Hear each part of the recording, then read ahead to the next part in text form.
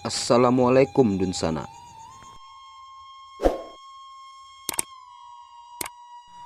Suku Minangkabau Sumatera Barat merupakan salah satu etnik yang punya peran dalam sejarah Indonesia. Tapi tahukah Dunsana, ternyata ada pandangan dua presiden Indonesia beda sikap terhadap etnik Minangkabau. Presiden pertama Indonesia, sang proklamator Soekarno atau Bung Karno, bersikap antipati pada etnik Minangkabau. Sedangkan Presiden kedua Indonesia, Soeharto atau Pak Harto, sebaliknya bersikap akomodatif dengan etnik Minangkabau.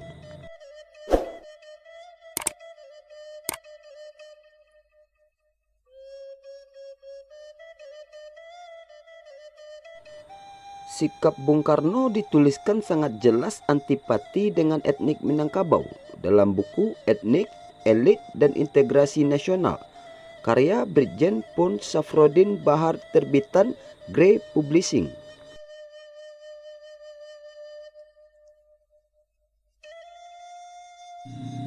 Safrudin Bahar mengulas soal sikap antipati Bung Karno pada etnik Minangkabau berdasarkan informasi di buku Demi Bangsaku, Pertentangan Soeharto-Hatta, terbitan Gramedia Pustaka Utama, karya Wawan Tunggul Alam.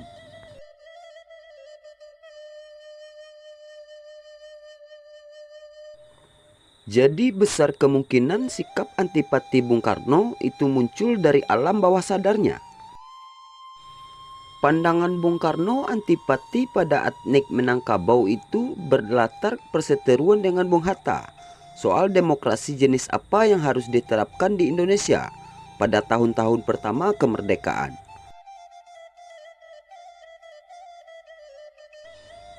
Dalam sejarah kemerdekaan, peranan tokoh etnik Minangkabau kan sangat mengemuka. Nah, ini bersinggungan dengan persepsi budaya politik Mataram.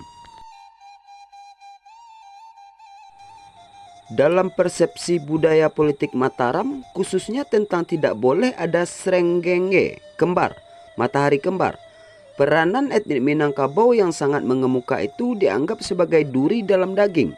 Tulis Safrudin Bahar dalam catatan kaki di halaman 400 buku karyanya itu.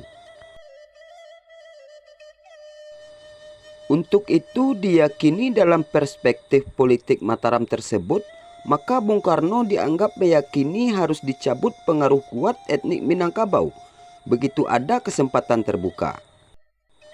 Kesempatan terbuka itu saat meletus pemberontakan Pemerintahan Revolusioner Republik Indonesia atau PRRI yang terjadi di Padang, Sumatera Barat. Momen ini dinilai jadi senjata buat Bung Karno. Pada kesempatan itu dimanfaatkan Presiden Soekarno untuk membubarkan dua partai politik yang berkultur pada Minangkabau, yakni Partai Masyumi dan Partai Sosialis Indonesia atau PSI, tulis Safrudin Bahar. Jadi sejak saat itulah peranan politik tokoh-tokoh etnik Minangkabau di tingkat nasional lenyap sama sekali sampai sekarang.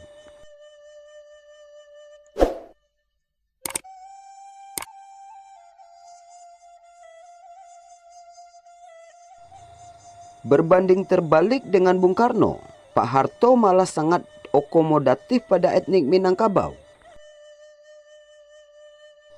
Safrudin Bahar menuliskan, buktinya Pak Harto tak hanya membiarkan berfungsinya Lembaga Kerapatan Adat ala Minangkabau atau LKAAM yang dibentuk pada tahun 1966 oleh Pangdam III 17 Agustus kala itu. Pak Harto ternyata mengakomodasi etnik Minangkabau dengan strategi harga diri, yaitu mengangkat tokoh Minang dalam menterinya. 3 mantan gubernur Sumatera Barat diangkat sebagai menterinya, yaitu Profesor Dr. Andus Harun Al-Rashid Zain, Insinyur Azwar Anas, dan Dr. Andus Hasan Basri Durin, tulis Safrudin Bahar. Bukan itu saja sikap akomodatif Pak Harto ke etnik Minangkabau. Pak Harto memerhatikan etnik Minangkabau dengan mendorong gerakan orang rantau Minang menyumbang untuk pembangunan daerah perdesaan di Sumatera Barat. Gerakan ini dikenal dengan nama Lembaga Gebu Minang. Maka dari itu senior Minangkabau walau punya kesan buruk terhadap Presiden Soekarno, tapi punya kesan cukup naik terhadap Presiden Soeharto, jelas Safruddin Bahar.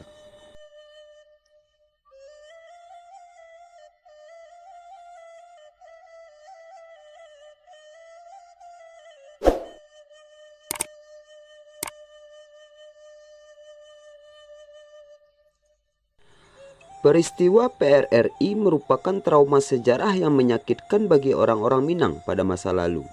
Hal itu disampaikan oleh Syamdani, seorang pemerhati sejarah dari Stekip PGRI Sumatera Barat.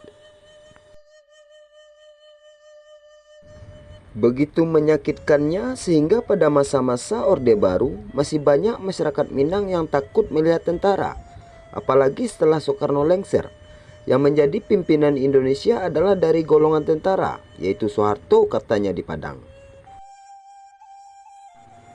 Meskipun demikian, sebenarnya Pak Harto tidak memusuhi masyarakat Minang atau Sumatera Barat. Perhatian Soeharto terhadap Sumatera Barat pada masa Orde Baru sangat tinggi. Hampir dalam setiap kabinet yang disusun oleh Soeharto, ada saja orang Sumatera Barat yang duduk pada kursi menteri di dalamnya.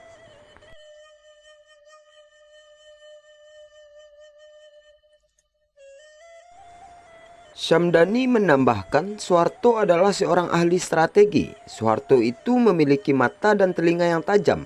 Perjalanan karirnya memperlihatkan hal tersebut.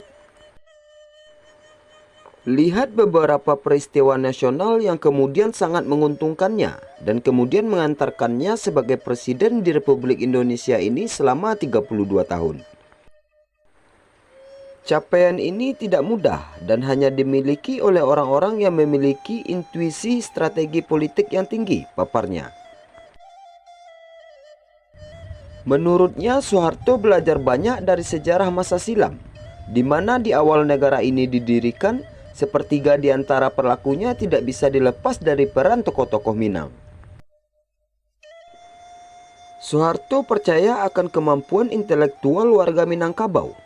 Oleh karena itu, menurut Syamdani, dalam setiap kabinet Orde Baru yang dipimpinnya, Soeharto tidak pernah absen menghadirkan warga Minang sebagai menterinya. Rasa sayang Soeharto terhadap orang Minangkabau tidak berhenti sampai pertunjukan tokoh Minang sebagai menteri atau penjabat lainnya. Rasa sayang tersebut juga ditunjukkan oleh Soeharto dalam wujud pembangunan fisik. Masa Orde Baru menjadi masa emas bagi kemajuan pembangunan di Sumatera Barat. Antara Soeharto dengan Minangkabau itu di masa Orde Baru seperti menyatu. Keduanya secara politik memiliki musuh bebuyutan yang sama, yaitu PKI. PRRI itu terjadi karena orang Minang secara umum tidak suka dengan PKI. Pak Harto oleh orang Minangkabau dipandang sebagai penumpas PKI. Oleh karena itu maka Orde Baru didukung penuh oleh tokoh-tokoh dan masyarakat Minangkabau.